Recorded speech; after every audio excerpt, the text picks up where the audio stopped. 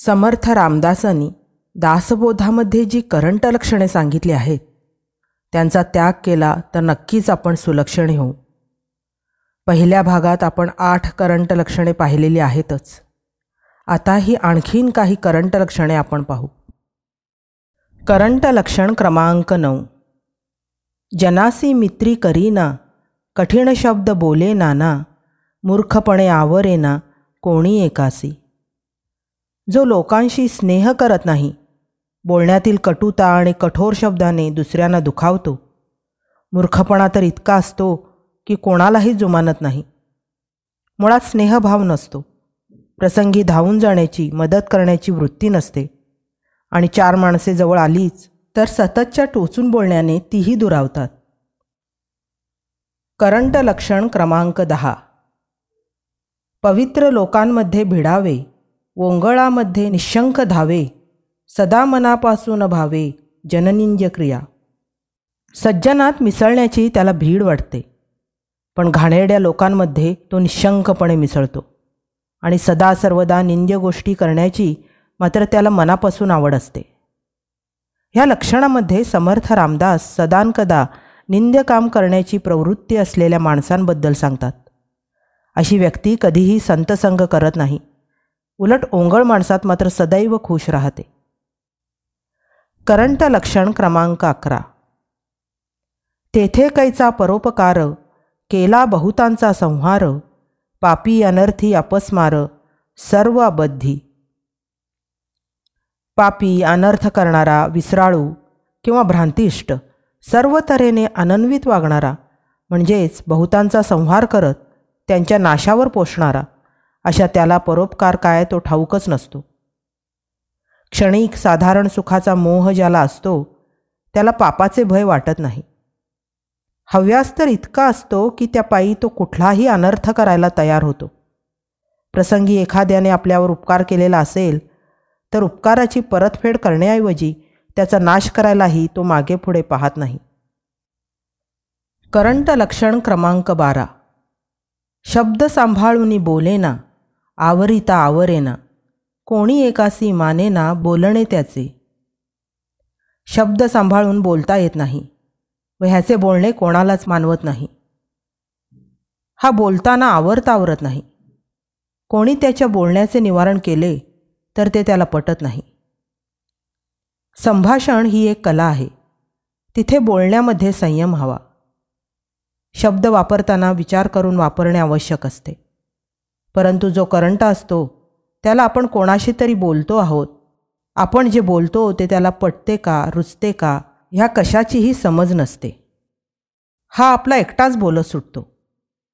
ह्याला आवरणे समोरच्याला कठीण होऊन बसते. म्हणूनच बोलताना दुसरा दुखावेल असे शब्द न वापरणे, विषयाला धरून बोलणे व दुसरा बोलू लागला की त्याचेही ऐकून घेणे ही उत्तम संभाषणाची लक्षणे आहेत. करंट लक्षण क्रमांक 13. कोणी एकासी विश्वास नाही, कोणी एकासी सख्य नाही, विद्या वैभव काहीच नाही, उगाची ताठा. कोणावरही त्याचा विश्वास नसतो, कोणाशी त्याचे सख्य नसते. विद्या वैभव काहीच नसताना रिकामा ताठा मात्र पुष्कळ असतो. कुठल्याही नात्यामध्ये, मैत्रीमध्ये, व्यवहारामध्ये विश्वास महत्त्वाचा असतो, पण याचा कुणावरच विश्वास नसतो. प्रत्येकाकडे अविश्वासाने पाहण्याच्या सवयीने त्याचे कोणाकडेच सख्य होत नाही. बरे, याच्याकडे काही विद्या वैभव असते का, तर तेही नाही, तरी ताठा इतका असतो की विचारू नका. असा कोणाबद्दलही विश्वास, कोणाशी सख्य नसलेला, विद्या वैभव काहीही नसलेला, तरीही रिकामा ताठा ज्याला असतो तो करंटा. करंट लक्षण क्रमांक 14. राखावी बहुतांची अंतरे, भाग्य येते तदनंतरे, ऐसी ही विवेकाची उत्तरे ऐकणार नाही. अनेकांची अंतःकरणे राखावी तेव्हा भाग्य प्राप्त होते, असा शहाणपणाचा विचार कोणी सांगितला तर तो ऐकायचा नाही. दुसऱ्याचे मन राखणे त्याला माहीत नसतं.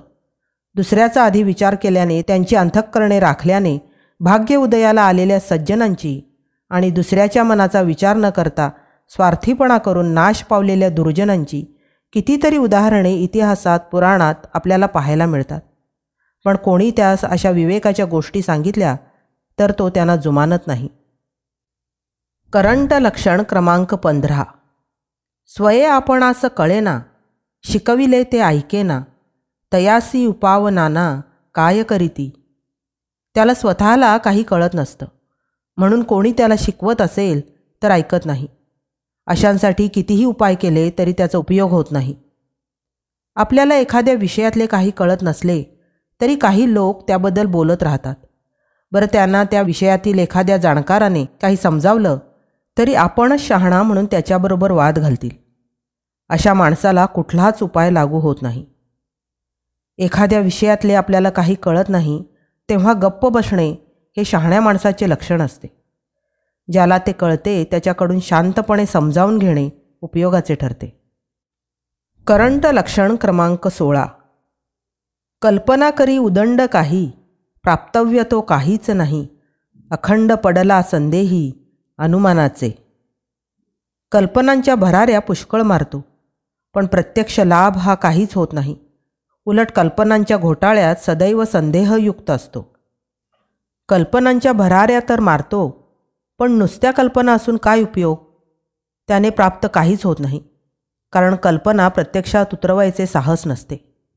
गोंधळ संशय यातच अडकल्यामुळे कल्पना प्रत्यक्षात उतरवणे कधीच जमत नाही. करंट लक्षण क्रमांक 17. पुण्यमार्ग सांडिला मने, पाप झडावे काशाने, निश्चय नाही अनुमाने नास केला. कधी काही पुण्य करावं असा विचार मनात येत नाही, मग पापाचा क्षय तरी कसा होणार? पुण्य करण्याचा कधीच निश्चय केला नसल्याने फक्त अनुमान करतच नाश करून घेतो.